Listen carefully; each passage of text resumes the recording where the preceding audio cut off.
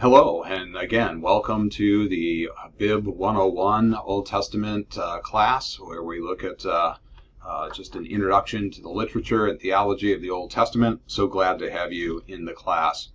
Wanted to give you a little framework on this first day. I'll be doing these videos every so often. Usually they'll be short TED Talks, maybe a little bit longer today just because there's some of this upfront conversation in terms of the class getting going. Just want to let you know that the whole class will be up on the Moodle site as where you got this video. There's individual links to the textbook. This is the textbook we're using, Banstra's Reading the Old Testament, but there's a free online version of it. That was why I'm using that textbook for you. And you can get links to the whole thing at the top of the page, or in the individual assignments, there are links to get you to the chapters you need to go to. Also, you can read out of your own Bible, or you can use the NRSV online edition of the Bible that I've given you links to.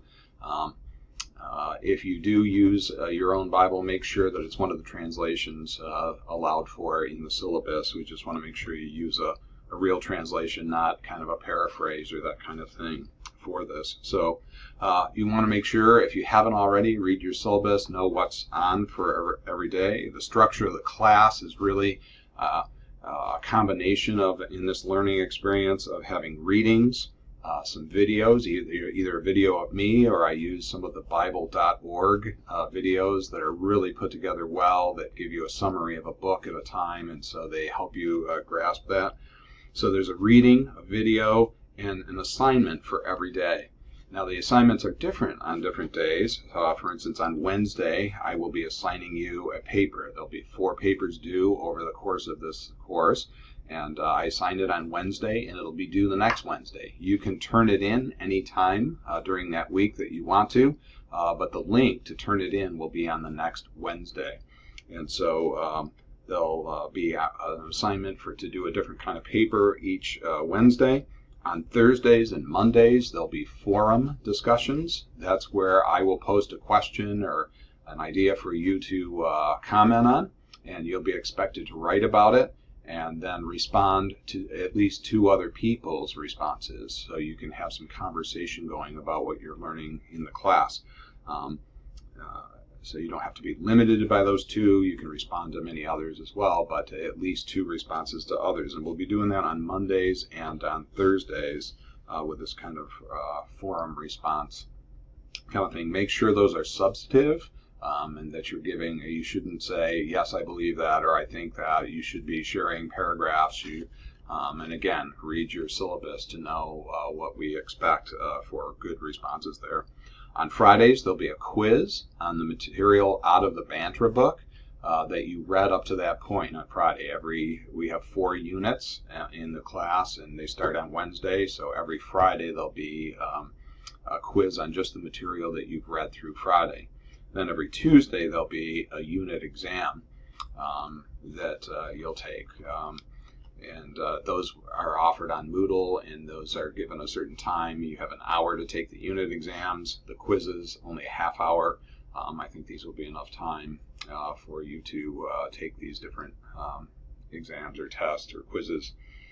The 4 units of this class go with the flow of the scripture. I mean, you were basically looking at the Torah or the Pentateuch, the first 5 books. The first week of class, the second week of class, we're looking at the former prophets, or sometimes called the historical books.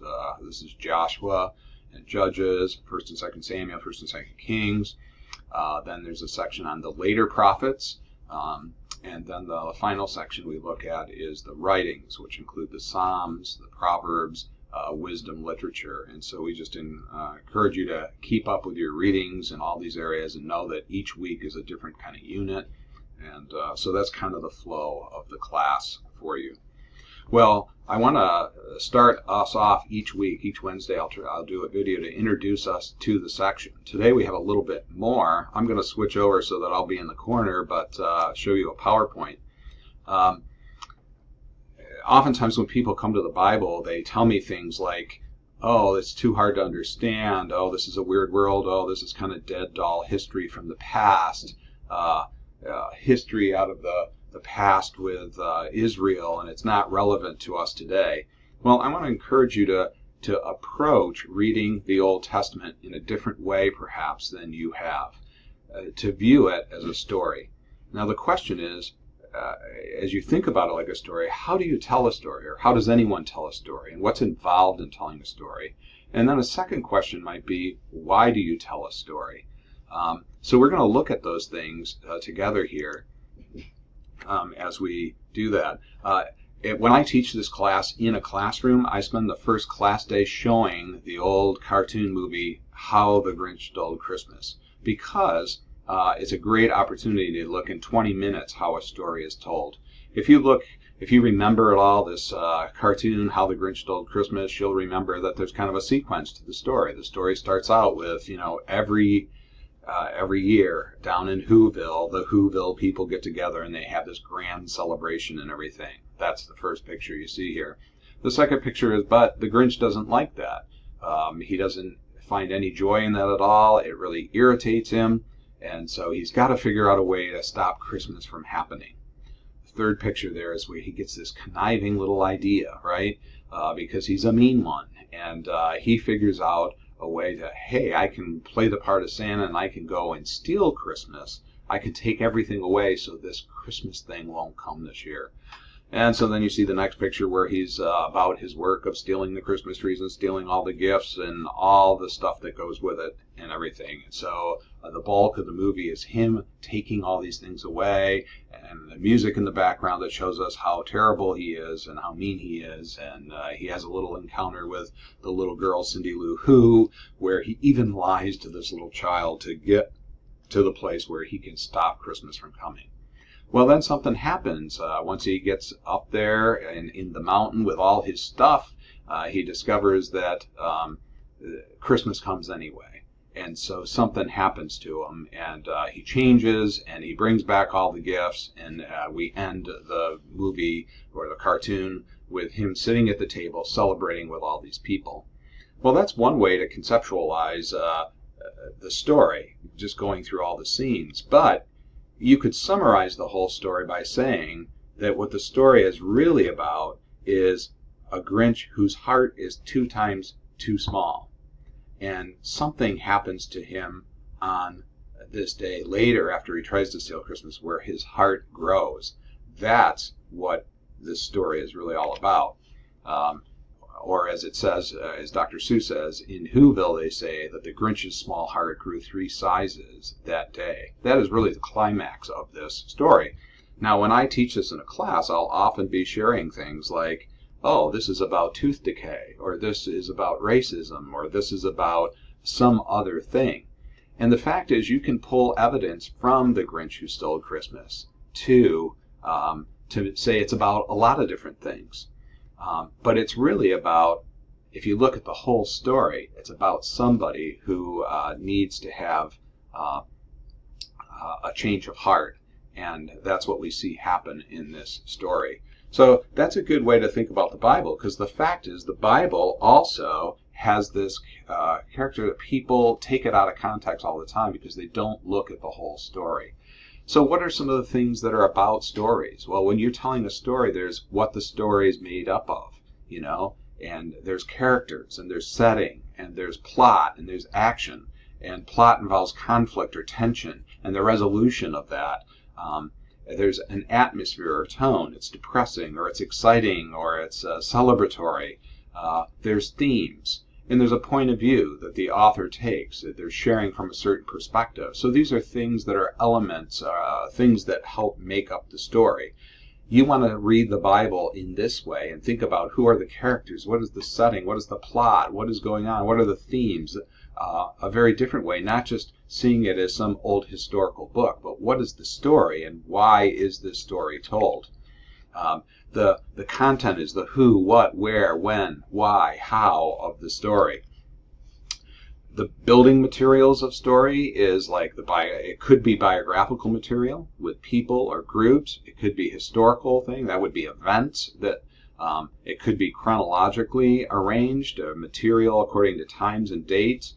It Could be geographical material that drives things. The place, like the book of Exodus, moves from in Egypt, out of Egypt, into the wilderness, and then into the promised land as it moves onward. So geographical material could be it, or it could be ideological or logical ideas that drive a storyline. So these are all building blocks. So you want to look for these kind of things and ask yourself, what is it that is part of this story, and how is it put together? What are the materials? There's literary structure that controls a story. There's contrast, where two things are contrast or compared, or there's repetition, where we hear a phrase over and over again. There's change or climax. Sometimes an author tells us what their purpose is. Sometimes it's structured by problem and solution, or cause and effect. Sometimes things move from general to specific instances of something, or specifics to general. So all these are literary structure elements. All that's involved in story. But why do we tell stories? That's an important thing when we come to the Bible to understand. Well, in all cultures and all times, stories have been told, and it used to happen around, a fire or a campfire. It still happens that way sometimes. You could argue that people tell stories just for entertainment, just to have fun, just to celebrate life, and to hear from people, and to be together, and to hear stories. There's an educational aspect to telling stories. People learn when we tell stories, and so sometimes stories are used to make points and tell things, to teach things to younger people, or teach to the people who are there. Assimilation is another thing. We tell stories because we want people to know our family story or our culture. Who are we, and how do we fit in that? Worldview is another one, to offer a perspective and convince others to believe something. And so I think this is very important as we come to the Bible to understand that the Bible is not just a dead, stale history of a Jewish people or the people of Israel. It is giving us a worldview. And the worldview that it offers us is a worldview that it's trying to get us to believe and see in contrast to other worldviews that the world offers us. In their book, The Transforming Vision, Brian Walsh and Richard Middleton, Richard, who is a professor at the seminary here at Roberts, they say that worldview involves 4 key questions. Who am I? Why am I here? What is the purpose of human beings? And what is the task of us being here, or me being here? Secondly, where am I? What is the nature of this world or universe we're in? And then thirdly, what's wrong? When we hang around not very long, we figure out there's something wrong with the world. I want to be something. I want to be something in this world that I live in, but there's a problem. There's often obstacles that keep us from being fulfilled. And so what's wrong with the world is one of the questions that leads us to a worldview, because that'll change how we try to fix it, which is number 4. What is the remedy? How do we overcome the obstacles? How do we get saved from the problem?